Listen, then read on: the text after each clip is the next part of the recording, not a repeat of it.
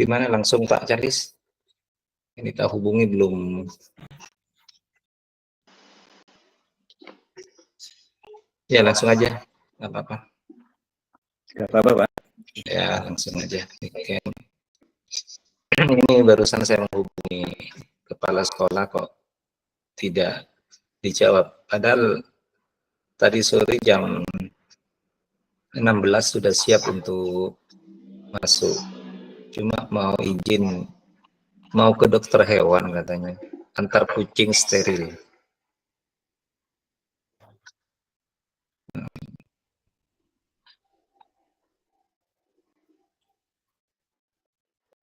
Sudah tidak apa-apa, lanjut saja ya. Saya hubungi kok nggak ini ya.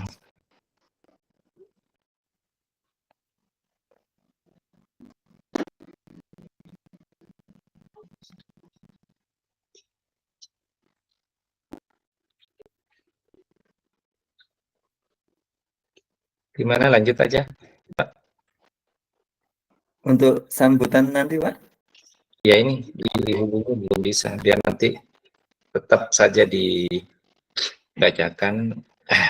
Tapi kalau memang nggak ada, Dilewatin aja. dilanjut ya, dilanjut ke sesi berikutnya saja. Baik. Oke. Baik. Bapak Ibu peserta seminar yang saya hormati, apabila tidak ada berhalangan, mohon open kamera karena ini sudah direkam ya, Bapak Ibu. Terima kasih. Waktu saya minta sebentar. Bismillahirrahmanirrahim. Assalamualaikum warahmatullahi wabarakatuh. Waalaikumsalam warahmatullahi wabarakatuh. Yang terhormat Bapak Kepala SMKN 1 Sumeneb atau yang mewakili. Yang saya hormati Bapak narasumber Seminar Pendidikan Diseminasi Budaya Positif Bapak Samsul Arifin. Yang saya hormati Bapak Ibu peserta seminar pendidikan, semoga kesehatan terlimpah untuk kita semua. Pertama-tama marilah kita panjatkan puji syukur atas kehadirat Allah Subhanahu wa taala yang telah melimpahkan taufik serta hidayahnya kepada kita semua sehingga kita semua dapat berjumpa dalam ruang ini dalam seminar pendidikan diseminasi budaya positif yang nanti akan disampaikan narasumber Bapak Samsul Arifin dalam keadaan sehat walafiat. Amin ya rabbal alamin. Kemudian sholawat serta salam senantiasa kita limpahkan kepada junjungan Nabi besar Muhammad Sallallahu Alaihi Wasallam. Semoga kita semua nanti di yaumul qiyamah mendapatkan syafaat dari beliau. Amin. Bapak Ibu yang saya hormati, perkenalkan saya moderator untuk kegiatan hari ini, Charles Andi Wibowo, akan membacakan acara seminar hari ini. Yang pertama pembukaan, yang kedua nanti sambutan Kepala SMKN 1 Sumeneb, kemudian yang ketiga penyampaian diseminasi budaya positif oleh narasumber, kemudian nanti yang keempat ada sesi tanya jawab, dan yang terakhir nanti penutup. Sekali lagi kepada Bapak Ibu untuk berkenannya ketika tidak ada halangan untuk membuka open kameranya ya. Baiklah, untuk mempersingkat waktu, mari kita buka acara hari ini. Dari Madura ke Pulau Bali, naik mobil berwarna merah. Mari kita buka acara seminar hari ini dengan bacaan basmalah. Bismillahirrahmanirrahim. Dengan harapan semoga kegiatan hari ini dapat berjalan dengan lancar. Amin ya rabbal alamin. Kemudian acara berikutnya yaitu sambutan dari Kepala SMKN 1 Sumeneb, karena beliau hari ini berhalangan. Ada sepertinya sudah masuk Pak, sudah bergabung. Ada. Oh, baik. Ya. Kepada Ibu atau yang mewakili kepada Ibu Latifah MPD kami persilahkan. Ya. Silakan Ibu Hajah Silakan Siti kepada Ibu Latifatun. Latifah. Assalamualaikum warahmatullahi wabarakatuh. Waalaikumsalam warahmatullahi wabarakatuh. Mohon maaf tadi masuknya telat karena masih sholat isya. Mohon maaf semuanya. Saya di sini hanya akan memberikan sedikit saja mungkin. Saya memberi apresiasi kepada Bapak Samsul yang sekarang ini memberikan praktik baik kepada kita semua. Semoga apa yang beliau lakukan akan berdampak baik, kemudian akan memperbaiki kita, memperbaiki cara-cara kita dalam menangani siswa-siswa kita. Jadi semoga untuk praktek baik ini bisa kita lakukan atau kita praktekkan di sekolah kita sehingga akan semakin baik perilaku anak-anak maupun terutama perilaku guru ya yang menjadi panutan anak-anak sehingga nantinya kita akan memulai dari diri kita. Jadi semoga nanti ilmu yang diberikan oleh Bapak Samsul ini akan bermanfaat bagi kita semua. Amin, amin. Dan saja Amin. yang saya sampaikan. Assalamualaikum warahmatullahi wabarakatuh. Waalaikumsalam warahmatullahi wabarakatuh. Demikian sambutan dari Ibu Siti Latifah dari SMKN 1 Sumeneb. Baik, untuk selanjutnya ke acara inti, pergi ke Demak membeli lilin, tidak lupa juga membeli ikan, gitu ya. Kepada Iya, Bapak Samsul Arifin, dengan senang hati kami persilahkan. Cakep. Sebelumnya saya share screen dulu.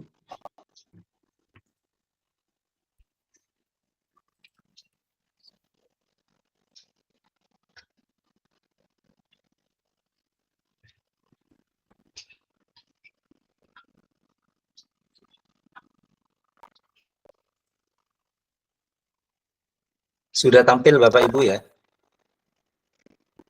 Sudah Pak, Alhamdulillah. Sudah, Alhamdulillah. Sudah Pak. Baiklah. Assalamualaikum warahmatullahi wabarakatuh. Waalaikumsalam warahmatullahi wabarakatuh. Yang kami hormati Kepala Sekolah SMKN 1 Sumeneb, dalam hal ini diwakili oleh Ibu Hajah Siti Latifatun. Yang kami hormati rekan-rekan guru yang hebat dan luar biasa semuanya. Alhamdulillahirabbil alamin. Puja dan puji syukur kita haturkan kepada Allah Subhanahu wa taala, di mana pada malam hari ini kita dapat melaksanakan webinar pendidikan dengan topik diseminasi budaya positif. Salawat dan salam kita haturkan ke junjungan Nabi besar kita, Nabi Muhammad SAW, kepada umatnya dan kepada orang-orang yang mengikuti beliau sampai hari kiamat. Rekan-rekanku semuanya, guru-guru hebat yang luar biasa,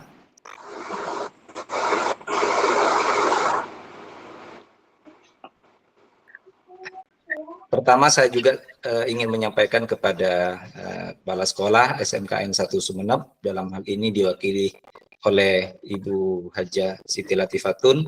Terima kasih telah menyempatkan waktunya. Begitu juga dengan Bapak Guru hebat dan luar biasa telah berpartisipasi aktif mengikuti kegiatan webinar ini. Kalau tadi Pak Charles memberikan pantun, saya juga tidak kalah akan memberikan pantun. Yang penting cakepnya itu ya, walaupun pantunnya tidak terlalu cakep begitu. Percuma telepon si Umar kalau HP-nya tidak aktif. Percuma ikut banyak webinar kalau tidak dengan judul budaya positif. Cakep. Masuk sayangku, Ya. cintaku. Pantun yang kedua, beli baju yang berbeda-beda, belinya di pasar Marengan. Meski usia sudah tidak muda, ikut webinar bukan jadi halangan. Cakep. Udah cukup 2 saja tentunya, jangan banyak-banyak, nanti materi webinarnya tidak selesai. Baiklah, Bapak Guru hebat dan luar biasa. Perlu Bapak Ibu ketahui bahwa webinar pendidikan diseminasi ini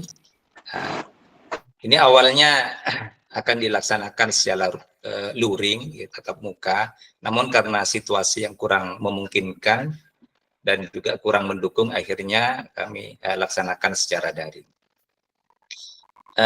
Perlu Bapak Ibu Guru ketahui bahwa diseminasi ini adalah suatu kegiatan yang ditujukan kepada kelompok atau individu agar mereka memperoleh informasi, timbul kesadaran, dan akhirnya memanfaatkan informasi tersebut. Jadi singkatnya, diseminasi ini adalah proses penyebaran inovasi yang direncanakan, diarahkan, dan dikelola.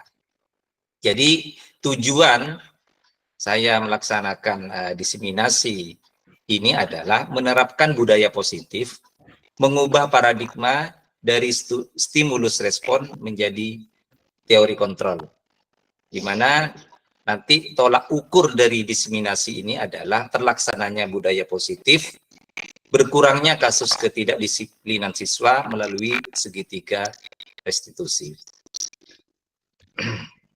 Baiklah Bapak Guru yang hebat dan luar biasa, ini ada sedikit ice breaking begitu ya, menyebutkan nama makanan tradisional yang kalian ketahui. Nah, dengan peraturan ice breaking menyebutkan nama makanan, boleh nama makanan apa saja, entah makanan di pasar atau makanan jajan dan lain-lain. Yang penting huruf akhirnya itu bisa dijadikan sambung kata gitu ya, atau sambung kalimat. Ya, bisa dimulai dari siapa ini dulu ini? Ya, Pak Charles, ini Pak Charles luar biasa. Oke, Pak Charles, nanti Pak Charles menyebutkan siapa yang ditunjuk. Maksudnya nanti Pak Charles menyebutkan nama makanan apa saja bebas, boleh makanan pasar, jajanan, dan lain-lain. Kemudian dari huruf akhirnya itu disambung menjadi kata awalan jajanan begitu ya, atau makanan. Ya, silakan. Bisa dimengerti ya Bapak Ibu ya? Bisa. Oke ya. Kira-kira apa ya Pak Charles? Makanan atau jajanan lah yang Bapak Charles akan disebutkan itu? Baik Pak, saya suka lontong Pak, lontong. Aduh, lontong. Berarti akhirannya apa ini Pak? Iya Pak. Iya, oke. Nah, ini ada Ibu Martuhani. Wah, silakan. Ini Ibu Martuhani suka Ya, makanan terima ini. kasih. Gado-gado, Ya. Pak. Gado-gado. G. Oh iya, G, gado-gado. Berarti akhirannya O ya. Oke. Oh, oke Bu Martuhani. Siapa yang mau disebutkan lagi temannya?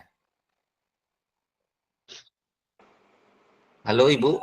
Bu Heni, silahkan Bu Heni. Apa ya? Oh. Terima kasih. Bu Martuhani, jawabannya otak-otak. Otak-otak. Nah, ini ya, oke, tidak apa-apa. Otak-otak. Berarti akhirannya K. Silakan. Di sini ada yang angkat tangan K. Ya, Siti Masrofa. Ya, silakan. Telepon. Kalau Ana betul, telepon. Waduh, mantap. Ini para penikmat makanan atau pejuang makanan ini.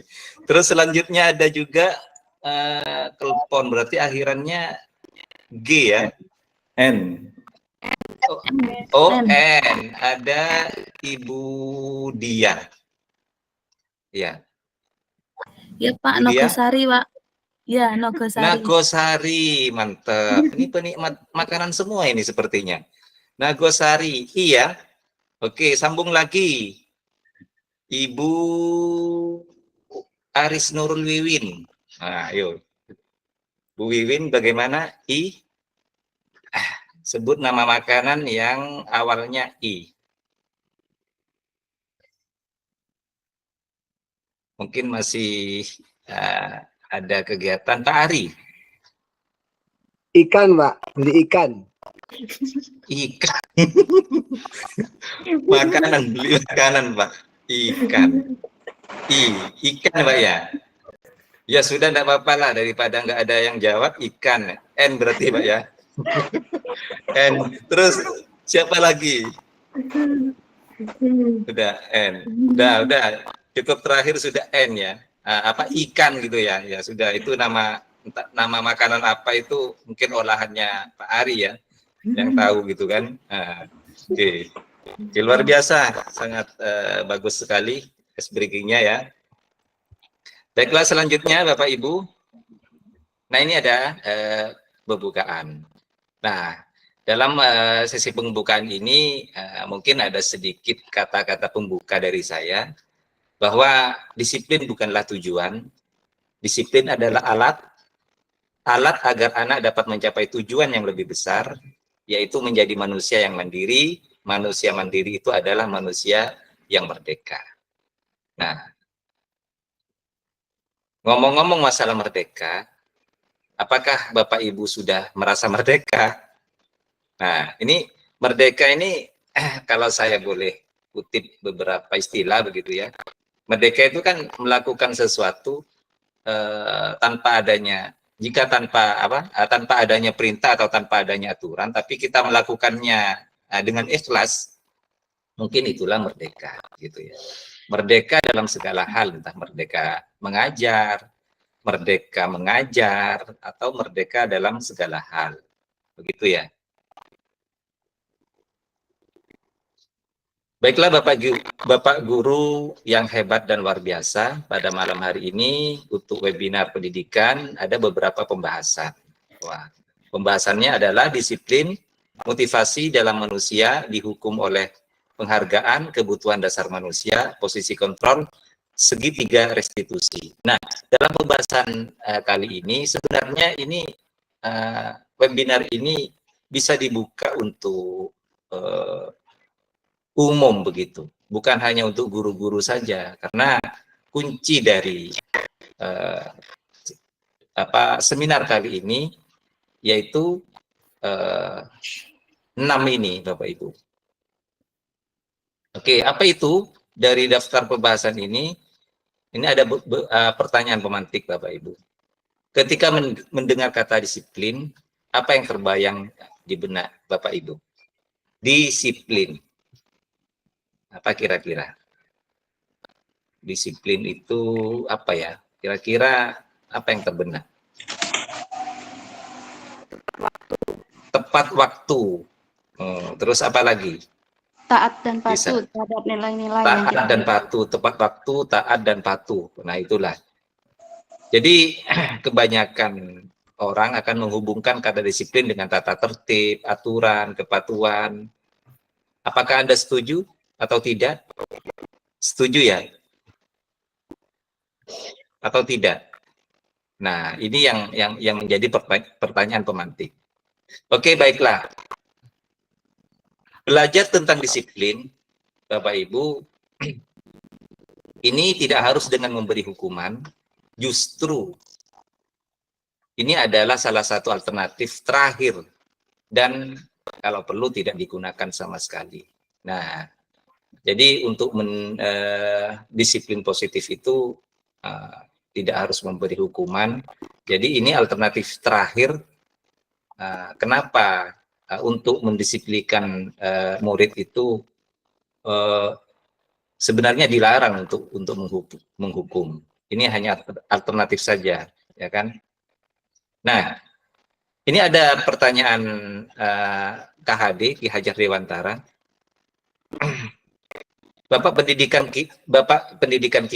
kita KHD menyatakan bahwa di mana ada kemerdekaan, di situ harus ada disiplin yang kuat.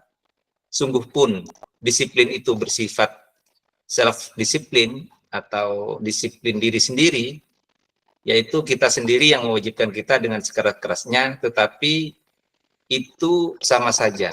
Sebab jikalau kita tidak cakap melakukan disiplin pribadi, wajiblah penguasa lain mendisiplinkan diri kita. Ini artinya kembali ke merdeka yang tadi. Bapak Ibu, walaupun tidak ada aturan, tidak ada kesepakatan dan lain-lain, nah Bapak Ibu kalau sudah disiplin diri sendiri, maka tidak akan tidak akan ada atasan yang bisa mengatur kita, begitu maksudnya ini. Jadi disiplin diri sendiri ini pernyataan langsung dari Bapak Pendidikan kita Kak Hajar, bahwa kalau kita sudah punya disiplin sendiri, disiplin pribadi atau self disiplin ini, maka tidak ada orang lain yang bisa menguasai atau mendisiplinkan kita, ya kan? Contohnya misalkan kita tepat waktu mengajar, kemudian tepat waktu dalam segala hal. Nah, jadi tidak ada atasan kita yang menegur kita kalau kita disiplin sendiri, begitu maksudnya. Oke, selanjutnya Bapak Guru, ini ada 3 motivasi perilaku manusia, dan ini semua 3 perilaku ini akan Bapak Ibu alami selama di sekolah. Nah, satu hal lagi, bahwa ini motivasi ini bisa dijadikan juga motivasi atau pedoman untuk keluarga dan lain-lain di rumah, begitu ya. Yang pertama, menghindari ketidaknyamanan atau hukuman. Nah, ini motivasi perilaku manusia. Jadi kalau sudah menghindari ketidaknyamanan atau hukuman ini biasanya urutan yang terakhir, sebagaimana yang saya sampaikan tadi, bahwa itu adalah alternatif terakhir untuk hukuman. Yang kedua, mendapatkan imbalan atau penghargaan. Nanti saya jelaskan bagaimana konsep yang nomor 2 ini dalam motivasi perilaku manusia. Terus yang ketiga, menjadi orang yang merdeka, menjadi orang yang mereka inginkan dan menghargai diri sendiri dengan nilai-nilai yang mereka percaya. Oke Bapak Ibu. Nah, menghindari ketidaknyamanan atau hukuman. Ini adalah tingkat terendah dari motivasi perilaku manusia.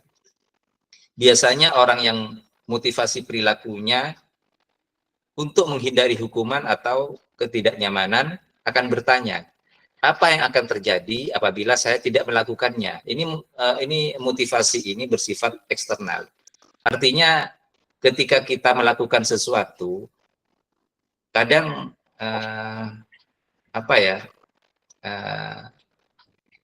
kita mengatakan, kalau saya melakukan sesuatu ini kira-kira apa timbal baliknya, apa umpan baliknya ke saya, apa begitu ya. Jadi ini mengharap sesuatu istilahnya, begitu ya. Terus kemudian mendapatkan imbalan atau penghargaan dari orang lain. Nah, satu tingkat di atas motivasi yang pertama, di sini orang berperilaku untuk mendapatkan imbalan atau penghargaan dari orang lain. Orang dengan motivasi ini akan bertanya, apa yang akan saya dapatkan apabila saya melakukannya? Nah, sama. Jadi ketika kita selalu memberikan imbalan kepada siswa atau kepada orang lain, maka motivasinya orang lain akan selalu mengharap imbalan terus, ya kan? Tidak mau mendisiplinkan diri kecuali ada imbalan, begitu. Contoh misalnya di sekolah ada aturan misalnya ya, ada aturan. Nah, jika atau di kelas misalnya Bapak Ibu, jika ada yang bisa menjawab pertanyaan berikut, maka siswa akan mendapatkan imbalan dari saya. Nah, seperti itu. Kalau tidak ada imbalan, berarti tidak akan menjawab pertanyaan. Kemudian menjadi orang yang mereka inginkan dan menghargai diri sendiri dengan nilai-nilai yang mereka percayai. Nah, orang dengan motivasi ini akan bertanya, akan menjadi orang seperti apabila saya melakukannya. Mereka melakukan sesuatu karena nilai-nilai yang mereka yakini dan dihargai. Dan mereka melakukannya karena mereka ingin menjadi orang yang melakukan nilai-nilai yang mereka yakini. Ini adalah motivasi yang akan membuat seseorang menjadi disiplin positif, karena motivasi bersifat internal maupun eksternal. Artinya, menjadi orang yang mereka inginkan ini seperti halnya konsep KHD tadi, bahwa seseorang harus memiliki disiplin gitu, disiplin sendiri. Jadi kalau kita mempunyai disiplin dari dalam maupun dari luar, bersifat eksternal ataupun internal, maka kita menjadi orang yang merdeka, ya kan? Begitu maksudnya. Kemudian ini ada beberapa pernyataan dari Al-Fiqon dihukum oleh penghargaan. Al-Fiqon mengatakan bahwa penghargaan maupun hukuman adalah cara-cara yang mengontrol perilaku seseorang yang menghancurkan potensi untuk pembelajaran yang sesungguhnya. Wah, ini kira-kira apa ini? Kok bisa dengan dengan penghargaan bisa menghancurkan potensi pembelajaran? Nah, Al-Fiqon juga selanjutnya juga mengemukakan bahwa pernyataan dari hasil pengamatannya selama ini tentang tindakan memberikan penghargaan itu ini sangat efektif sekali. Nah, jadi Bapak Ibu guru yang hebat dan luar biasa ini kan penasaran dengan apa yang dikatakan oleh Al-Fiqon, bahwa dengan penghargaan maupun hukuman itu bisa membuat perilaku seseorang menghancurkan potensi untuk pembelajaran. Nah, ini ya, pernyataan Al-Fiqon ini ada 6 yang dari saya mulai dari kanan dulu. Penghargaan yang mematikan kreativitas, penghargaan yang menurunkan kualitas, penghargaan menghukum, penghargaan merusak hubungan, penghargaan tidak efektif, pengaruh jarak pendek dan jarak panjang. Jadi ini sebenarnya pengetahuan.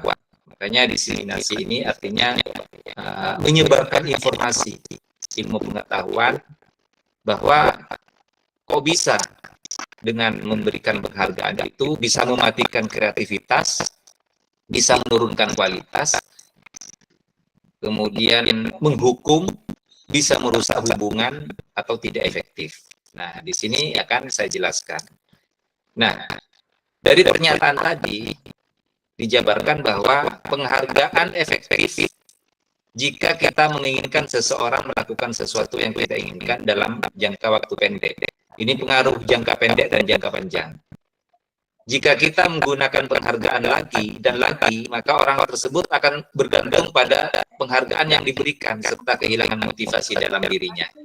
Nah, artinya Bapak Ibu, kalau Bapak Ibu selalu memberikan penghargaan kepada siswa, kepada anak didiknya, atau kepada anaknya sendiri, maka akan ada ketergantungan, bergantung pada penghargaan yang diberikan, penghargaan lagi dan lagi.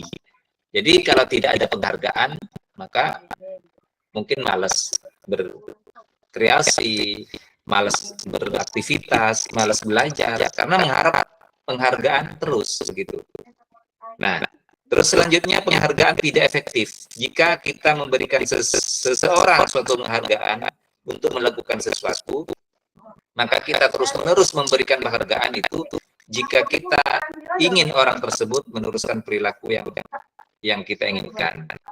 Jadi satu atap lah dengan yang pertama. Jadi seseorang yang sering memberikan penghargaan itu juga bisa membuat seseorang itu bergantung pada penghargaan tersebut. Nah, selanjutnya penghargaan yang merusak hubungan. Ini maksudnya apa? Ketika seseorang diberi penghargaan atau dipuji di depan orang banyak misalnya, maka yang lain akan merasa iri dan sebagian dari mereka akan tidak menyukai orang yang diberikan penghargaan tersebut. Nah, ini mungkin Bapak Ibu di kelas ya, saat pembelajaran sering memberikan penghargaan atau pujian, gitu kan. Tapi penghargaan itu atau pujian itu hanya diberikan kepada salah satu orang saja, maka yang lain akan merasa iri. Kok itu saja yang dikasih hadiah gitu, atau dikasih penghargaan. Padahal saya juga berhak untuk mendapatkannya. Nah, sebagian dari mereka juga akan tidak suka dengan orang tersebut. Kok itu saja yang dikasih hadiah atau penghargaan. Nah, jadinya ini sudah merusak hubungan. Atau bisa jadi nanti orang tersebut atau siswa tersebut dibully sama teman-temannya karena dapat hadiah atau penghargaan dari ibu atau bapak guru. Itu misalnya. Nah, itu ya. Terus penghargaan yang menurunkan kualitas. Jadi seseorang yang biasanya sering mendapatkan penghargaan cenderung menggambarkan sesuatu, dan yang belum mendapatkan penghargaan akan terus semangat untuk berkarya. Nah, ini ya. Jadi penghargaan menurunkan kualitas ini artinya jika seseorang yang sudah terbiasa, misalnya siswa yang sudah terbiasa mendapatkan hadiah misalnya atau penghargaan, itu kadang menyepelekan. Nah, gampang lah, begitu kan. Tugas inilah gampang. Saya sering mendapatkan hadiah dari Bapak Ibu, begitu kan. Nah, sedangkan yang lain yang belum mendapatkan akan terus semangat untuk berkarya. Artinya yang sudah pernah mendapatkan penghargaan ini kadang semangat belajarnya menurun, begitu, ya kan? Nah, ini dari segi negatifnya begitu. Terus selanjutnya juga penghargaan mematikan kreativitas. Murid-murid diminta berpikir mengenai hadiah atau penghargaan yang bisa mereka dapatkan bila berhasil menulis sebuah puisi ini misalnya. Kreativitas kelompok murid-murid ini menjadi berkurang dibandingkan dengan yang tidak diberikan tentang hadiah yang bisa mereka terima. Nah, ini pernyataan Al-Fikon juga benar bahwa jika Bapak Ibu misalnya memberikan tugas, jika tugas ini berhasil, maka akan saya kasih hadiah atau penghargaan. Begitu. Nah, kreativitas ini akan mematikan istilahnya ya. Maksudnya membuat yang lain juga iri, membuat yang lain juga ingin mendapatkan hadiah. Tapi yang lain semangat untuk belajarnya luar biasa karena ingin mendapatkan hadiah itu kan. Nah, sedangkan yang sudah pernah mendapatkan hadiah, nah ini kadang-kadang santai, kemudian kreativitasnya juga bisa menurun, begitu. Penghargaan menghukum. Nah, ini sebagaimana yang sudah disampaikan di awal tadi, bahwa penghargaan menghukum mereka yang tidak mendapatkan penghargaan. Misalnya dalam sistem ranking ya. Nah, mereka yang mendapatkan ranking kedua akan merasa paling dihukum jika suatu penghargaan diharapkan, namun Anda tidak mendapatkannya, Anda akan merasa dihukum. Ranking ini terakhir di rapot kurikulum K13 ya Bapak Ibu ya, itu sudah tidak ada ranking lagi. Nah, sampai sekarang kurikulum Merdeka bahwa ranking sudah tidak dimunculkan lagi. Karena kalau dimunculkan nanti efeknya seperti halnya pernyataan Al-Fikon ini bisa juga mematikan kreativitas dan lain-lain. Saya ranking berapa, Ibu? Saya ranking berapa? Nah, sedangkan yang merasa tidak ranking, nah ini jadi minder, kurang semangat, patah semangat, akhirnya ya ini merasa dihukum gitu kan. Pikirannya terbebani. kok saya kok tidak ranking, ya kan? Kapan ranking? Beban terus pikirannya. Ya mungkin akhirnya bisa pindah sekolah atau bagaimana begitu ya. Nah, ini artinya penghargaan yang menghukum. Jadi ya misalnya sebuah sistem ranking itu yang tidak rankingnya itu kan jadi beban pikiran. Nah, pikirannya yang dihukum terus. Selanjutnya ini ada 5 kebutuhan dasar manusia. Nah, ini pasti ini 5 kebutuhan dasar manusia ini pasti ada pada Bapak Ibu semua. Apa itu? Kebutuhan bertahan hidup, cinta dan kasih sayang, kebebasan, penguasaan, dan kesenangan. Ini 5 kebutuhan dasar yang ada pada diri manusia. Kebutuhan bertahan hidup, nah, survival, adalah kebutuhan yang bersifat filosofis untuk bertahan hidup, misalnya kesehatan, rumah, ya sandang, pangan, papan itu ya, itu sudah menjadi kebutuhan sehari-hari, ya kan? Nah, kebutuhan bertahan hidup. Bahkan bisa bukan sandang, pangan, papan, ditambah alat komunikasi atau HP. Ini sudah jadi kebutuhan mendasar begitu ya. Sama dengan kita makan juga, ya kan? HP juga menjadi kebutuhan dasar juga. Jadi kalau tidak ada HP, seakan rasanya hampa begitu ya hidup ini. Kemudian yang kedua, kasih sayang dan rasa diterima. Kebutuhan untuk diterima. Kasih sayang pasti ada, saling mencintai, karena laki-laki dan perempuan ini memang kodratnya saling mencintai. Nah, di dalam Al-Quran pun sudah termaktub bahwa di antara tanda-tanda kekuasaan Allah itu adalah laki-laki dan perempuan saling berpasang-pasangan. Di dalamnya ada kasih sayang, begitu. Nah, rasa diterima, ya wajar. Rasa diterima dalam kelompoknya, dalam komunitasnya, dalam kelasnya. Nah, ini kebutuhan dasar manusia, apalagi murid-murid yang ada di sekolah begitu ya. Dibully sedikit atau tidak diterima, main sama temannya atau sama kelompoknya, sama teman sebangkunya, ini sudah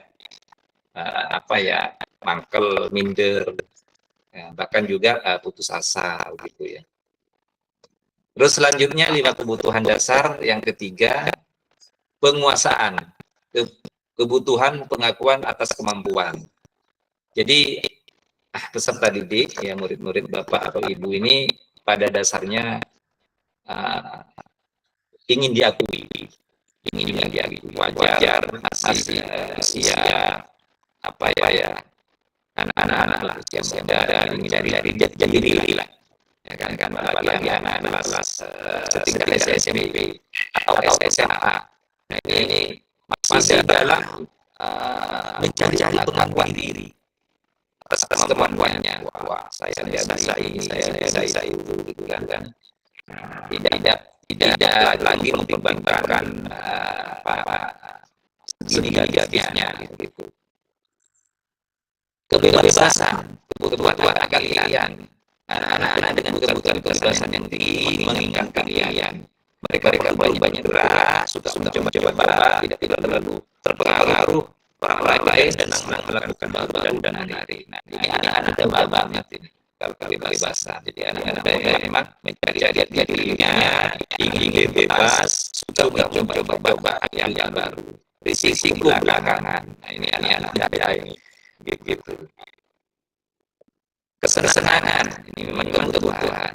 Kesenangan untuk seperti hal-hal rekreasi, kemudian bermain, kemudian tertawa bersama anak, bersama keluarga, ya kesenangan. Bahkan kesenangan hobi, juga olahraga dan lain, termasuk juga makanan. Nah, juga kesenangan.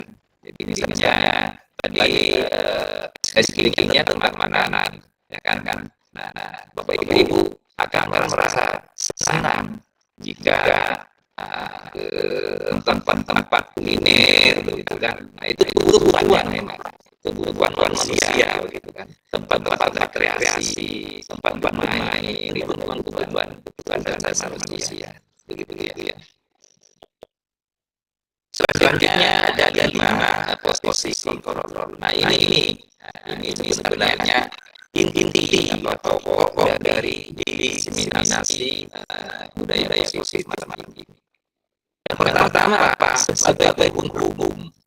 Nah, ini sebagai membuat merasa bersalah, sebagai pemahaman, sebagai pemahaman atau sebagai memiliki. Nah, 5 posisi kontrol ini sebenarnya bukan hanya untuk bapak ibu guru saja, untuk keluarga di rumah, untuk diterapkan masyarakat, ya kan, sebagai pemimpin baik di desa dan dimanapun di dalam keluarga misalnya. Ini sebenarnya baik, ya. 5 posisi kontrol ini. Yang pertama sebagai hukum. Nah, ini ya. Seorang penghukum bisa menggunakan hukuman fisik maupun verbal.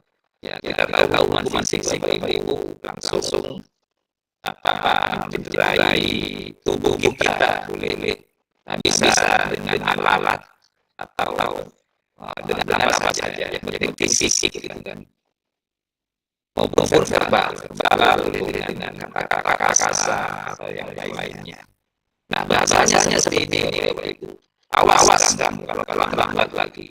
Patuhi aturan saya dengan tangan yang menunjuk ini. Ya. Kamu selalu saja terlambat misalnya. Nah, ini cara nada tinggi bahasa tubuh, apalagi dengan Allah menunjuk hari itu. Nah, ini sebagai hukum, begitu ya. Nah, ini lagi awas kalau lambat lagi. Ya. Kapan kamu kasih satu waktu. Nah, ini marah-marah. Kan ini jaga ini sebenarnya posisi kontrol yang paling rendah. Makanya tadi disebutkan ini hanya alternatif kalau bisa dilakukan. Nah, begitu kan. Ini zaman dulu. Posisi kontrol sebagai hukum ini banget zaman dulu. Apalagi saat mengaji itu kan tidak bisa alif, ba, ta, to itu tidak bisa langsung kertas atau ini dan lain-lain langsung kita kena hukuman secara fisik oleh guru atau kiai kita atau bukan itu dengan kelas dan lain-lain itu sistem pas sebagai hukum itu dulu. Nah, metode sekarang ini kalau bisa jangan dilakukan sebagai membuat merasa salah. Pada posisi ini biasanya guru itu akan bersuara lebih lembut. Bahasanya seperti ini. Berapa kali ibu, berapa kali bapak harus memberitahu anak, memberitahu kamu ya. Begini coba. Nah, ibu sangat kecewa sekali dengan kamu. Jadi kata-katanya itu langsung difokuskan kepada anak ini ya merasa salah gitu kan. Ibu sangat kecewa sekali dengan kamu. Nah, pasti ada kamunya. Kamu ini yang menunjukkan membuat merasa bersalah. Berapa kali Bapak harus memberitahu kamu? Nah, kamunya ini. Gimana coba? Kalau orang tua kamu, ya kan, orang tua kamu tahu berbuat begini. Jadi kata-katanya itu dalam saya boleh garis bawahi kamu itu sebagai kata-kata pembuat merasa bersalah. Nah, itu ya. Apa efeknya? Efeknya sangat luar biasa. Nah, murid akan merasa bersalah, ya kan? kemudian bersalah telah mengecewakan bapak atau ibu gurunya, murid akan merasa menjadi orang yang gagal dan tidak sanggup membahagiakan orang tua. Nah, kadangkala sikap seperti ini lebih berbahaya dari sikap penghukum, karena emosi akan tertanam rapat di dalam murid menahan perasaan. Karena murid ini seakan-akan ya apa, merasa memang bersalah gitu kan. Nah, gitu. Kemudian juga negatifnya, ini memiliki penilaian diri yang buruk terhadap diri murid. Murid merasa tidak berharga dan telah mengecewakan orang-orang yang disayangi. Ya karena telah membuat bersalah kan, dengan apa, nada yang, suara yang memelas itu, dan kata-katanya juga mengarah kepada kesalahan dirinya. Kamu begitu. Sebagai teman, nah ini lebih halus lagi, ya kan?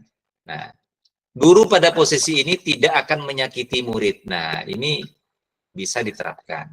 Namun, akan tetap berupaya mengontrol murid melalui persuasi. Ya kan? Posisi teman pada guru bisa negatif atau positif. Nah, positif di sini berupa hubungan baik yang terjalin antara guru dan murid, karena sebagai teman. Ya, bisa jadi nanti jadi teman dekat, ya kan? Nah, bahasanya seperti ini. Ayo ingat tidak bantuan Bapak selama ini. Ya sudah, kali ini tidak apa-apa, nanti Ibu bantu bereskan. Nah, bahasa-bahasa seperti ini, bahasa posisi sebagai teman. Artinya tidak menyakiti siswa, ya, tidak menyakiti siswa jika saat siswa itu bersalah, ya kan? Tidak dengan nada keras, tidak dengan menghardik dan lain-lain, dengan suara yang ramah, dengan bercanda layaknya teman, ya. Murid akan merasa senang dan akrab dengan gurunya. Nah, ini termasuk dampak positif. Hanya saja ini di sisi negatifnya, murid menjadi tergantung pada guru tersebut. Kalau tidak ibu guru tersebut, saya tidak akan melakukannya, misalnya, begitu kan. Jadi karena akrab dengan bapak ibu guru, si anak ini, si murid ini, maka percaya penuh sama bapak ibu, ya kan. Nah, ketika disuruh dengan ibu guru yang lain, maka anak ini tidak mau, karena sudah tergantung pada guru tersebut. Saking akrabnya sebagai teman, gitu kan. Nah, ini ada segi positifnya, juga ada segi negatifnya. Tergantung kepada guru tersebut, ini negatifnya, begitu kan. Nah, ini sebagai pemantau. Memantau berarti mengawasi. Pada saat kita mengawasi, kita bertanggung jawab atas perilaku orang-orang yang kita awasi. Nah, bahasanya seperti ini. Ini bentuk pertanyaan biasanya kalau memantau ini. Peraturannya apa?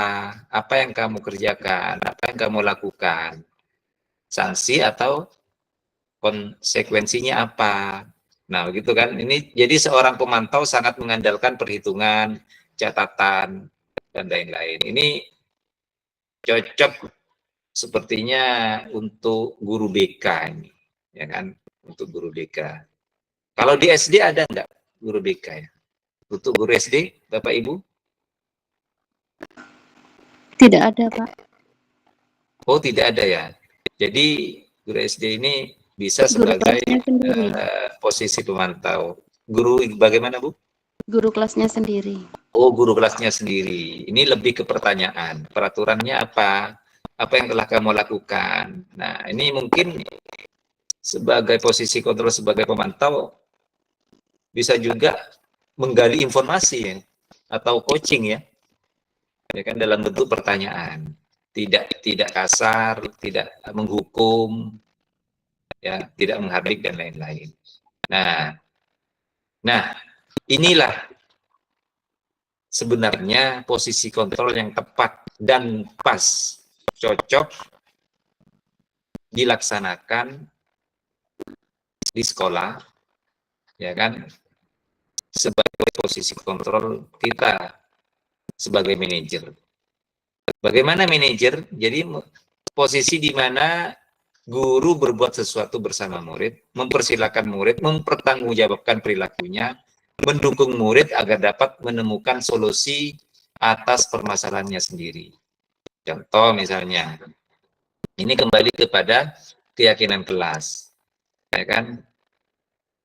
Misalnya, jika kamu memperbaiki ini, hal ini menunjukkan apa tentang dirimu, apa rencana kamu untuk memperbaiki ini. Nah, perlu Bapak Ibu ketahui bahwa sebelum saya diseminasi budaya positif ini, saya telah melakukan dua hal perilaku siswa. Yang pertama tentang disiplin positif. Dalam hal ini ada dua kasus. Kasus yang pertama keterlambatan siswa, ya. Yang kedua tentang menyontek, siswa menyontek. Jadi saya melakukan ini dengan penerapan segitiga restitusi. Nah, posisi sebagai manajer ini yang paling cocok untuk kita terapkan kepada siswa. Kenapa? Karena siswa sendiri yang akan mencari solusinya, siswa sendiri yang akan menyelesaikan permasalahannya. Ya, jadi posisi manajer ini tidak perlu marah, tidak perlu meninggikan suara juga, tidak perlu nunjuk-nunjuk ke murid, tidak perlu juga berkaca pinggang atau bersikap seolah-olah menyesal ataupun bersenda gurau menempatkan diri sebagai teman murid. Namun pada posisi manajer ini, guru akan mengembalikan tanggung jawab pada murid untuk mencari jalan keluar permasalahannya. Contoh misalnya, nah sebelum ini saya telah melakukan disiplin positif, ya, penerapan segitiga restitusi. Dua kasus yang saya angkat. Yang pertama, siswa sering terlambat. Nah, dengan posisi saya sebagai manajer, saya tidak melakukannya secara kasar, tapi saya panggil anak itu karena anak tersebut sering terlambat pada jam pertama. Pada jam pertama sering telat. Maka setelah saya dipanggil, kemudian saya tanya, sebagaimana posisi kontrol saya sebagai manajer, apa upaya jika kamu upaya-upaya kamu untuk tidak terlambat lagi ke sekolah pada jam pertama. Karena ketika jam pertama sudah telat, maka dipastikan itu tidak mengikuti pelajaran, ya kan? Terus selanjutnya juga kasus yang kedua tentang menyontek. Dalam video saya penerapan segitiga restitusi itu, siswa tersebut sering menyontek ketika ada ulangan, kemudian temannya tidak setuju jika bukunya dicontek. Ketika saya panggil, saya tidak marah, tapi saya arahkan apa upaya kamu biar tidak menyontek. Langkah-langkahnya, dia akan sadar sendiri dan dia menemukan solusi sendiri atas kasusnya, atas permasalahannya sendiri. Maka dari dua kasus itu, terlambat di jam pertama dengan menyontek dan lain-lain, maka solusi yang tepat untuk posisi kontrol adalah sebagai manajer, di mana siswa atau siswi menemukan solusinya sendiri, memecahkan masalahnya sendiri, apa yang dia alami. Begitu.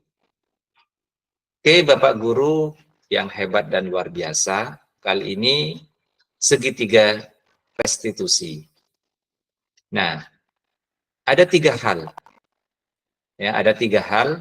Yang pertama, menstabilkan identitas, kemudian validasi tindakan yang salah, menanyakan keyakinan.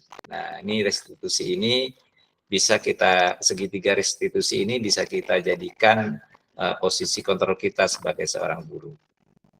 Menstabilkan identitas.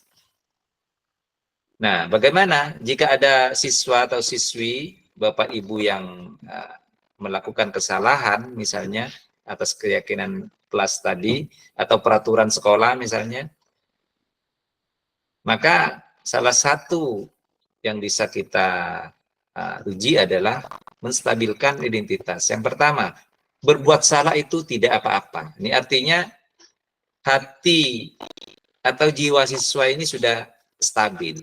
Awalnya siswa misalnya bertengkar misalnya ya, atau menyontek, atau mengambil uang milik temannya. Ketika kita panggil menggunakan penghukum itu sebagai penghukum, maka seorang guru akan bertindak kasar, baik itu fisik maupun verbal, dengan kata-kata yang keras dan lain-lain. Tapi hal ini dalam segitiga restitusi, kita langsung mengatakan bahwa berbuat salah itu tidak apa-apa. Jadi siswa itu hatinya sudah stabil. Kemudian tidak ada manusia yang sempurna. Nah, ini malah menjadi dingin hatinya siswa. Saya juga pernah melakukan kesalahan seperti itu. Nah, ini malah jadi tambah enak lagi siswa yang bersalah tadi. Kita bisa menyelesaikan hal ini, Bapak Ibu tidak tertarik mencari siapa yang salah, tapi Bapak Ibu ingin mencari solusi dari permasalahan ini. Kamu berhak merasa begitu. Apakah kamu sedang menjadi teman yang baik buat dirimu sendiri? Nah, dari permasalahan siswa itu, nah, dengan menggunakan atau menerapkan segitiga restitusi, menstabilkan identitas ini, maka siswa menjadi tidak takut lagi. Kemudian yang kedua, validasi tindakan yang salah. Padahal kamu bisa melakukan yang lebih buruk dari itu. Dari ini ya, kamu pasti punya alasan mengapa melakukan hal itu. Kamu patut bangga pada dirimu sendiri karena kamu telah melindungi sesuatu yang penting buatmu. Kamu boleh mempersiapkan sikap itu, tapi kamu harus menambah sikap yang baru. Nah, ini validasi dari tindakan yang salah tadi. Kemudian yang terakhir, menanyakan keyakinan. Nah, ini menanyakan keyakinan, langkah-langkah atau upaya-upaya apa agar siswa yang bersalah tadi itu berpikir sendiri, bertanggung jawab atas kesalahannya sendiri, mencari solusi sendiri. Ya kan? Nah, salah satu pertanyaannya begini, apakah kamu ingin menjadi orang yang sukses, ingin bertanggung jawab atau bisa dipercaya? Kamu mau jadi orang yang seperti apa? Nah, ini pertanyaan menanyakan keyakinan. Atau bagi yang siswa sering telat, apa langkah-langkah, upaya kamu untuk agar tidak terlambat? Misalnya bangun pagi, atau tidak begadang. Nah, ini cara-cara untuk menanyakan keyakinan kepada siswa yang bermasalah itu. Nah, ini ada refleksi Bapak Ibu. Refleksi ini mungkin sebagai penutup ya dari diseminasi budaya positif ini. Ada refleksi begini. Hal baru apa yang Bapak Ibu dapatkan? Apa yang akan Bapak Ibu lakukan setelah melakukan diseminasi ini? Berikan saran dan kritik buat narasumber. Nah, saya minta Bapak Ibu bisa melakukan refleksi diseminasi ini. Kira-kira apa yang akan dari 3 pertanyaan ini bisa dipilih salah satu untuk menjawab. Silakan Bapak Ibu. bisa angkat tangannya. Kira-kira hal baru apa yang Ibu dapatkan dari diseminasi ini, kemudian apa yang Bapak Ibu lakukan setelah mengikuti diseminasi ini?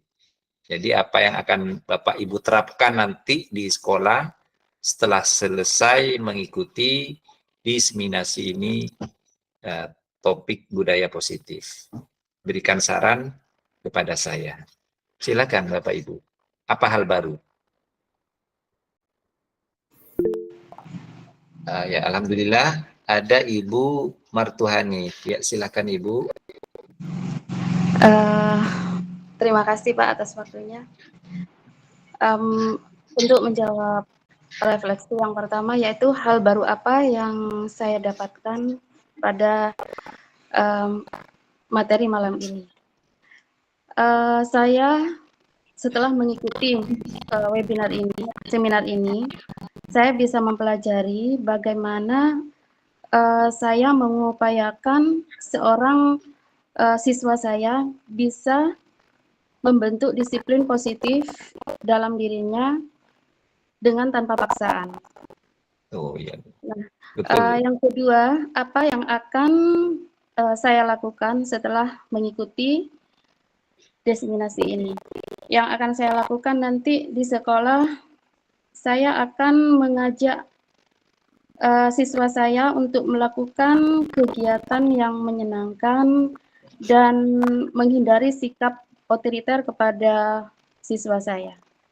Terima kasih. Ya, terima kasih untuk Ibu Martuhani. Kita beri aplaus dulu. Wah, ini banyak aplaus. Saya mau ngasih aplaus juga. Mana ya? Nah, udah. Oke, terima kasih Bu jawabannya. Luar biasa jawabannya. Ibu akan melakukan apa ya? Kesadaran diri lah. Ya, dengan posisi kontrol yang tadi tidak lagi menjadi penghukum begitu Bu ya. Nah, jadi alangkah baiknya menjadi sebagai manajer begitu. Oke, ada lagi yang lain? Satu penjawab lagi. Apa hal baru yang Bapak Ibu? Ada Sri Hartati. Ya, Sri Hartati. Ibu Sri Hartati. Nggih, Pak. Nggih. Untuk refleksi diseminasi malam ini, Pak, untuk hal baru apa yang Bapak Ibu dapatkan, yang saya dapatkan, saya akan mempraktekkan Pak di kelas untuk murid saya, sehingga yang dulunya masih banyak yang belum terbiasa, kalau di SD kan masih blendat-blendot, sekarang istilahnya sudah semakin baik, semakin tertib dengan semua yang saya dapatkan. Kemudian yang kedua yang saya lakukan untuk ini, melakukan tidak hanya bersifat istilahnya menunjuk anak. Kalau dulu kita selalu menggunakan dengan nama satu anak ini A, B disuruh. Kalau sekarang kita memberikan kebebasan kepada anak, Pak. Jadi anak-anak selalu memberikan refleksi sendiri-sendiri, sudah bisa mengungkapkan semuanya begitu. Kemudian untuk yang terakhir buat Bapak narasumber, Bapak Samsul Arifin, sangat bagus sekali, sudah bisa memberikan ilmu yang banyak untuk saya di malam ini dan juga di saat kita di waktu ruang kolaborasi di saat guru penggerak. Terima kasih Bapak, begitu. Oke, alhamdulillah. Kita beri plus juga untuk Bu Sri Hartati. Oke, silakan.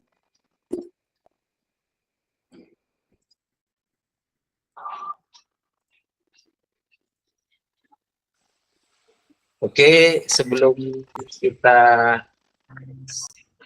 saya stop screen dulu. Sebelum kita mengakhiri diseminasi budaya positif ini, saya berikan waktunya ke Pak Charles sebagai moderator. Barangkali ada pertanyaan-pertanyaan yang harus kita diskusikan bersama. Silakan Pak Charles. Terima kasih Bapak narasumber. Sangat luar biasa sekali materi yang disampaikan, menambah wawasan kita semuanya. Untuk aturan mainnya, satu pertanyaan, satu jawab, dan saya batasi mungkin 3 saja untuk malam ini ya. Maksimal 3. Satu pertanyaan langsung Iya. nanti Bapak narasumber langsung jawab gitu ya. Kami persilahkan Iya. Bapak Ibu peserta webinar untuk yang mengajukan pertanyaan. Saya persilahkan. Kepada Ibu Indri, silakan open mic, waktu saya berikan. Selamat malam, terima kasih untuk waktunya. Tadi dijelaskan ya tentang masalah keyakinan kelas. Di sekolah kita, pendidikan kita itu kan juga ada namanya peraturan, tata tertib, bahkan mungkin lebih ininya kesepakatan kelas. Tapi setelah mempelajari tentang budaya positif ini itu kan kata-kata itu ternyata adalah tambahan namanya keyakinan kelas. Jadi yang saya tanyakan, apa saja sih yang perlu kita perhatikan dalam pembuatan keyakinan kelas itu? Itu Pak. Kepada Pak Samsul Arifin, terima kasih.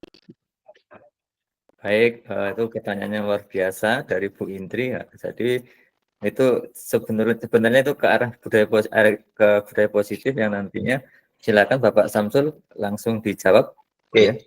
Terima kasih Ibu Indri ya. Bu Indri menanyakan tentang apa yang perlu diperhatikan gitu ya Ibu ya. Oh, ini Sekarang sudah dikelaskan juga ada seperti itu keyakinan kelas kayak gitu. Nah itu bagaimana apa yang harus diperhatikan, bagaimana merumuskannya kayak gitu. oh ya. Jadi dalam pembuatan keyakinan positif ini kan kesepakatan bersama begitu kan. Jadi mungkin yang pertama dalam membuat sebuah pernyataan keyakinan kelas itu senantiasa dalam bentuk yang positif. Jadi artinya dalam pembuatan keyakinan kelas itu kesepakatannya itu dalam bentuk yang positif. Ya, contohnya seperti apa?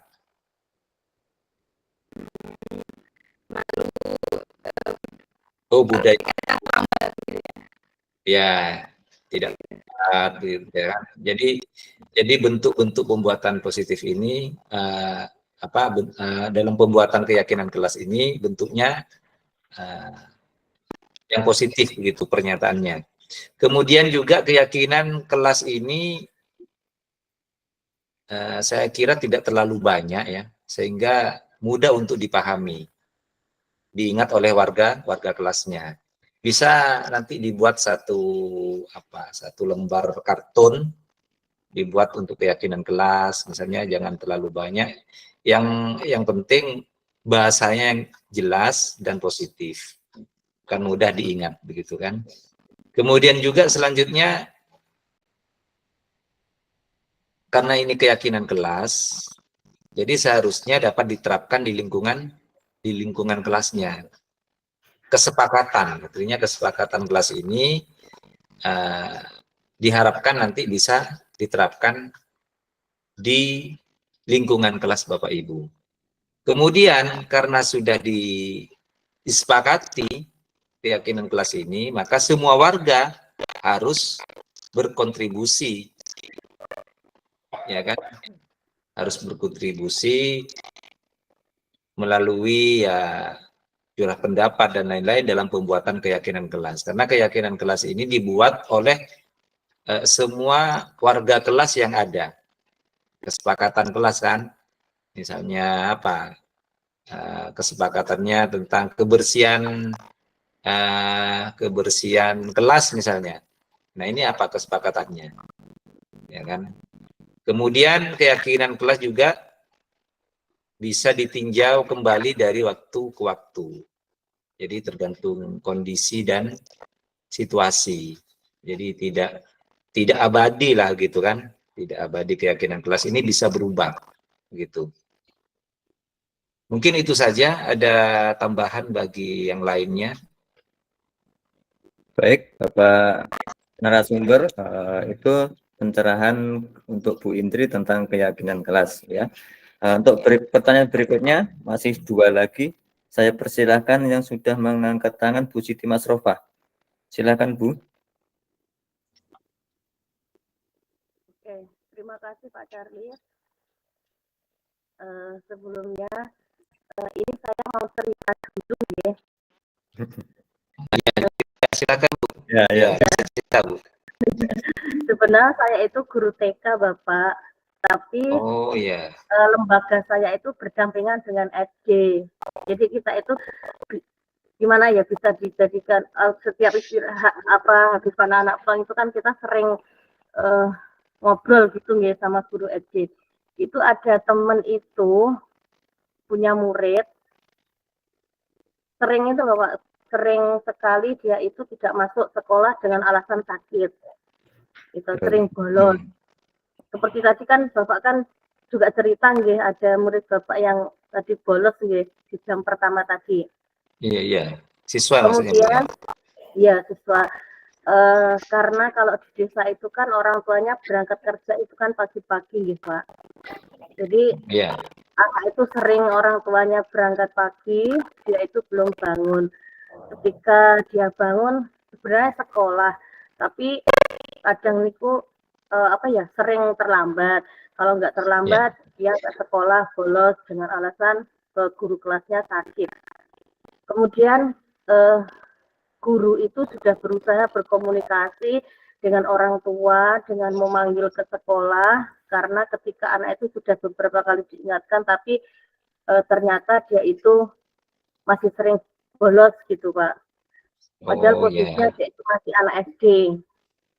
Ketika guru itu menelisih, teman saya itu menelisih apa sih penyebabnya, ternyata anak itu bisa dikatakan dengan gimana Mak?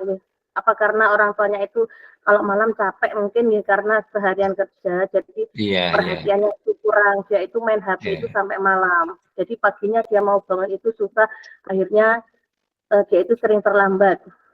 Kira-kira Pak, strategi apa Pak ya yang digunakan agar anak itu bisa berubah, tidak bolos lagi, seperti itu Pak Samsul. Terima kasih Bapak. Wah. Baik, terima kasih Bu Siti Masrofah. Langsung bisa dijawab Pak Samsul ini.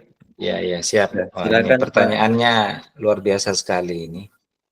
Masalah keterlambatan siswa ini juga menjadi tanggung jawab kita bersama.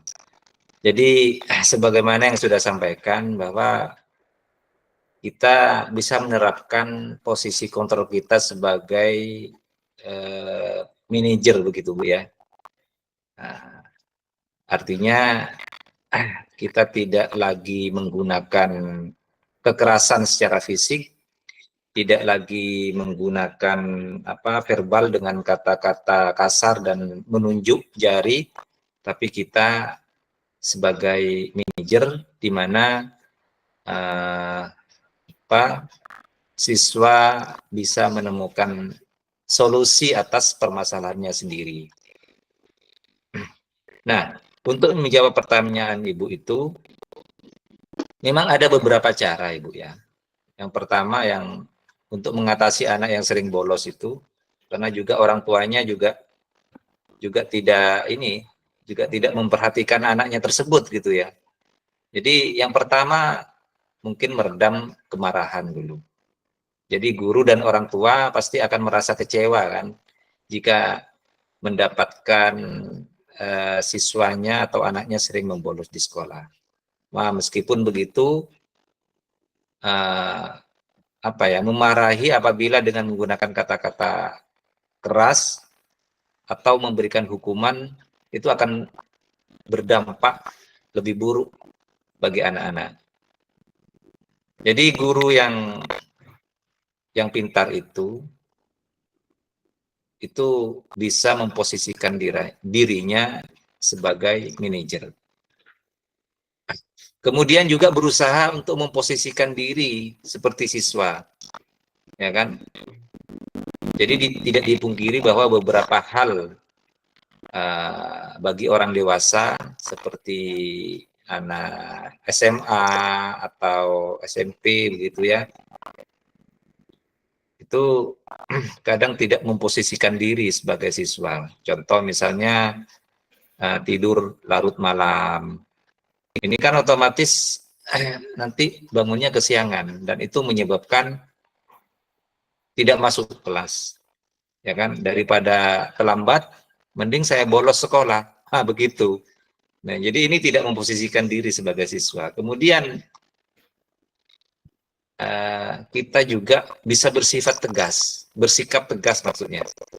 Jadi sabar dan memaafkan kesalahan ini adalah hal yang baik, tetapi jika guru pintar membiarkan saja siswa membolos berulang kali, maka dampaknya ini akan sangat merugikan bagi siswa. Begitu. Guru pintar harus mampu bersikap tegas dan menegakkan peraturan yang berlaku. Nah, jadi posisi kontrol tersebut itu sebagai manajer itu yang bisa kita lakukan. Jadi tidak menghukum atau tidak sebagai teman. Ya, kalau jadi sebagai teman malah kita diremehkan gitu. Nah, kemudian mencoba mencari tahu masalah siswa tersebut. Kenapa siswa sering bolos dengan langkah-langkah restitusi yang tadi. Nah, makanya ada 3 langkah restitusi itu. Pertama, menstabilkan identitas. Kita panggil, kita bincang-bincang. Berbuat salah itu hal biasa. Karena tidak ada manusia yang sempurna. Bapak juga pernah melakukan kesalahan seperti itu, bolos maksudnya begitu kan. Jadi hati siswa tidak berontak, ya kan. Nah, jadi siswa tidak berontak, bisa stabil pikiran dan hatinya. Kemudian apa lagi ya? Memberikan pemahaman tentang masa depan ini juga perlu. Ketika saat dipanggil, kita juga memberikan penjelasan tentang masa depan. Salah satu penyebab siswa membolos itu kan karena tidak memiliki motivasi belajar kan. Jadi motivasi belajar siswa ini kan menurun. Karena siswa juga merasa apa yang dipelajari tidak berguna begitu. Jadi makanya bolos saja. Nah, maka setiap siswa pasti punya cita-cita. Kita sebagai guru memberikan pemahaman akan masa depan mereka. Itu. Kemudian ya yang terakhir mungkin membina hubungan baiklah dengan orang tua siswa. Nah, jadi orang tua ini kan sebagai partner guru dalam mendidik siswa. Jadi sangat baik jika guru pintar ini melakukan komunikasi setiap saat gitu dengan orang tua, bisa melalui WA atau telepon begitu. Itu saja barangkali langkah-langkah beberapa cara untuk mengatasi anak yang sering bolos. Silakan saya kembalikan ke Pak Charles lagi sebagai moderator. Terima kasih. Oke, close semua. Demikian jawaban dari Bapak narasumber untuk strategi yang diharapkan oleh Bu Siti Masrofah. Siapa tahu jadi referensi untuk menyelesaikan masalah tersebut. Satu penanya terakhir ya, karena waktunya sudah mepet, kepada Ibu Martuhani, kami persilahkan. Sudah mengangkat tangan beliau, silakan Ibu. Iya, mulai tadi angkat tangan terus ini. Oh iya Bu. Iya. Enggak turun-turun tangannya ya. Kalau begitu Pak Ari Widodo, kok tadi nampak angkat tangan? Iya Pak Ari, siap. Terima kasih Pak Charles. Pertanyaan terakhir, ya. Iya. Silakan. Yang saya mau tanyakan adalah penghargaan Pak Samsul. Jadi bagaimana solusinya jika sebuah penghargaan akan membuat daya juang menurun? Jadi solusi apa yang bisa kita lakukan sebagai guru Pak, agar anak yang tidak mendapatkan penghargaan itu bisa tambah semangat loh Pak. Gimana Pak? Solusi apa yang bisa saya lakukan sebagai guru agar yang tidak mendapatkan penghargaan itu bisa tambah semangat, Pak. Oh, ya. Oke, langsung dijawab Pak Bapak narasumber ya. Iya.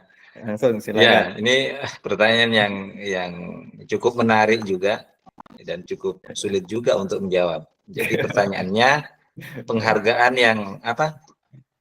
Siswa yang tidak mendapatkan penghargaan begitu ya? Iya, Pak. Bagaimana caranya? Nggih. Oh, sebenarnya begini Bapak Ibu ya, yang saya tahu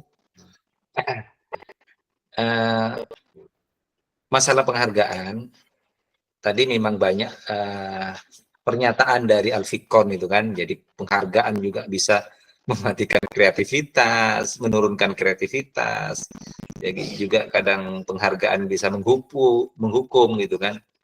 Nah, mungkin saya punya cara sendiri gitu ya, agar siswa yang tidak mendapatkan penghargaan ini lebih bersemangat lagi belajarnya. Yang pertama, jika Bapak Ibu ingin memberikan penghargaan kepada satu atau dua orang, alangkah baiknya dipanggil saja. Dipanggil saja keluar dari ruang kelas, maksudnya. Kemudian ini saya kasih hadiah, kamu tadi telah berhasil menjawab pertanyaan. Tadi kamu telah berhasil misalnya melakukan sesuatu yang terbaik di dalam kelas gitu. Jadi artinya dipanggil secara khusus, dipanggil pribadi begitu kan. Nah, dipanggil pribadi. Nah, terus yang kedua, Bapak Ibu kalau memang nanti ingin memberikan penghargaan, sebagaimana yang saya tahu, ini hanya teori saja, tapi sebenarnya praktiknya luar biasa kepada anak-anak. Jadi sekali memberikan penghargaan ya semuanya dikasih penghargaan agar yang lain juga tidak iri gitu, ya kan? Jadi adil begitu kan. Sebagaimana kita punya anak misalnya 3 gitu kan, masa yang dikasih itu saja karena itu pinter, karena itu cerdas. Nah, terus anak yang lain kan bagaimana? Iri kan. Nah, jadi mungkin 2 hal itu yang bisa saya sampaikan atau menjawab pertanyaan Pak Ari. Jadi kalau ingin memberikan penghargaan itu siswanya dipanggil di ruang lain atau dipanggil keluar dari kelas secara pribadi, kemudian dikasih penghargaan. Kemudian yang kedua, untuk memberikan penghargaan itu ya seharusnya ya diberikan semua. Ya kan, diberikan semua agar tidak terjadi hal-hal yang tidak diinginkan. Apa contohnya ya, iri lah pasti kan, pasti iri. Ini dikasih, kemudian saya tidak dikasih. Nah, tapi efeknya juga ada, efek yang tidak dikasih ini, saya ingin mendapatkan penghargaan juga, ya kan. Makanya dia terus rajin belajar, ya kan, terus rajin belajar. Tapi dari sisi negatifnya, kadang orang yang selalu dikasih penghargaan atau hadiah itu jadi meremehkan, ya kan? Jadi meremehkan. Wah, motivasi belajarnya turun karena dia selalu diperhatikan oleh guru ini, dikasih penghargaan terus oleh guru ini, begitu kan? Nah, jadi ada segi negatif dan positifnya. Mungkin itu saja ya, Pak Ari ya. Baik, itu jawaban dari Bapak narasumber kepada Pak Ari. Cukup jelas ya Pak Ari, membantu ya. Oke, sebelum moderator tutup acara hari ini, berkenan untuk Bapak narasumber menyimpulkan apa yang jadi topik hari ini. Silakan. Oke. Kalau boleh saya menyimpulkan, topik kita pada malam hari ini adalah diseminasi budaya positif. Yang pertama, kita sebagai guru harus memiliki disiplin diri yang positif, artinya dengan memiliki disiplin diri yang positif bisa bisa dijadikan contoh dan teladan untuk peserta didiknya. Kemudian yang kedua, sebagai seorang guru atau sebagai seorang pendidik, dalam mengatasi permasalahan, kita sebaiknya memposisikan diri sebagai manajer, karena hal itu yang akan yang akan membuat anak menjadi tenang, akan membuat anak menjadi dewasa karena akan menyelesaikan masalahnya dengan solusinya sendiri-sendiri. Nah, yang terakhir, saya berpesan kepada Bapak Ibu guru yang hebat ini, bersikaplah yang adil dalam memberikan penghargaan atau pujian kepada siswa dan siswinya, karena penghargaan itu bisa menjadi menjadi kehancuran bagi kreativitas, bagi turunnya mengajar, bagi menurunnya kualitas, kemudian juga bisa merusak hubungan dan lain-lain. Maka setidaknya dua hal yang perlu saya titipkan ke Bapak Ibu pengajar. Jadi penghargaan sebaiknya dilakukan secara adil dan merata kepada siswa dan siswi Ibu. Kemudian penghargaan sebaiknya diberikan secara pribadi di luar ruangan kelas. Itu saja yang menjadi inti dari diseminasi budaya positif ini. Baik, terima kasih penyampaian yang sangat luar biasa dari Bapak narasumber. Boleh beli aplaus yang untuk Bapak narasumber kita. Oke, sebelum saya tutup, saya ucapkan terima kasih kepada Kepala SMKN 1 Sumeneb yang hari ini diwakili oleh Ibu Siti Ratifatun atas dukungan serta partisipasinya. Kemudian Bapak Ibu guru hebat sehingga webinar pada malam hari ini dapat berjalan dengan baik, gitu ya. Baik, mari kita acara yang terakhir yaitu dengan penutupan. Mari kita tutup acara pada malam hari ini, pada seminar malam hari, webinar malam ini dengan bacaan hamdalah. Alhamdulillahirabbil alamin. Saya sebagai moderator pada malam hari ini, apabila ada kata-kata yang kurang berkenan di hati Bapak Ibu guru hebat, saya mohon yang maaf sebesar-besarnya. Semoga kegiatan hari ini dapat bermanfaat untuk kita semua dan dapat memajukan di satuan pendidikan kita dan memajukan pendidikan negara kita. Amin. Amin, amin ya rabbal alamin. Semoga kita nanti dapat dipertemukan pada acara yang baik seperti ini juga di lain kesempatan. Baik, terima kasih untuk malam ini. Saya sebagai moderator mengucapkan wassalamualaikum warahmatullahi wabarakatuh. Waalaikumsalam warahmatullahi wabarakatuh. Selamat malam Bapak Ibu, silahkan istirahat karena besok hari pertama masuk. Ya. Oke, selamat istirahat Bapak Ibu. Kita live dari ini. Terima kasih banyak atas waktunya. Saya stop rekam ya ini ya. Iya.